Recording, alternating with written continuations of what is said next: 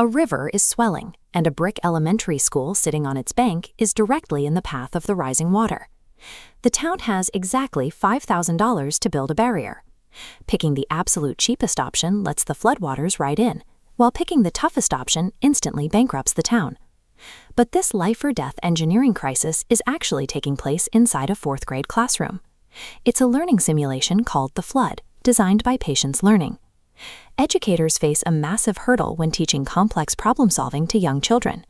Kids naturally gravitate towards extremes. They want the biggest wall or the easiest fix, rather than navigating the difficult gray areas in between. To bridge that gap, educators have to give 9-year-olds the tools to calculate the 3 mathematical variables of risk. On day 1 of the simulation, students review 3 different barrier technologies. Their task is to select just one, without exceeding their strict $5,000 budget limit. This chart tests barriers against safety thresholds. The $1,000 mud levee fails to reach the safety line. The concrete wall clears safety, but at $9,000 it bankrupts the town.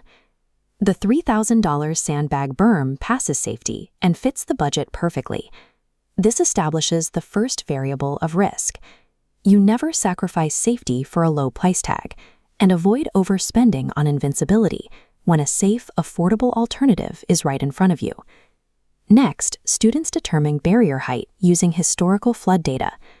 The graph's historical average is 4 feet, but designing for the average is a trap. Sudden anomalies create distinct spikes reaching 6 feet high. If the town builds a 4-foot wall to meet the average, an anomalous 6-foot wave effortlessly overtops the defense and crushes the school. The students must deduce that their design has to address the worst-case scenario. They build to match the 6-foot anomaly, and then add 1 extra foot for unknown variables. Designing for the average guarantees eventual destruction. True survival requires building for the extreme, plus a margin of error. By day 3, a severe weather forecast rolls in. A massive storm approaches, predicted to bring an 8-foot flood, higher than anything on record. This equation breaks down the required upgrade. The incoming 8-foot flood, minus their current 6-foot wall, leaves a 2-foot deficit. At $500 per foot, raising the barrier will cost $1,000 today. The town has a choice. If they keep that $1,000 in the bank, the 8-foot waters will easily overwhelm their defenses, leading to total destruction and financial loss.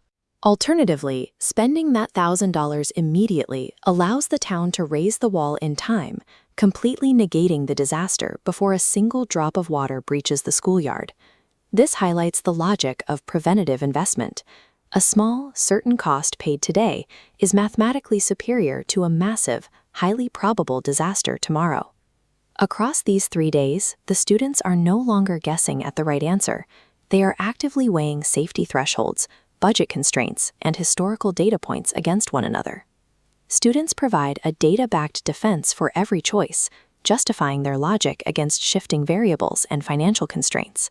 This exercise introduces 9-year-olds to the core logic of civil planning, balancing the demand for safety against the reality of a finite budget.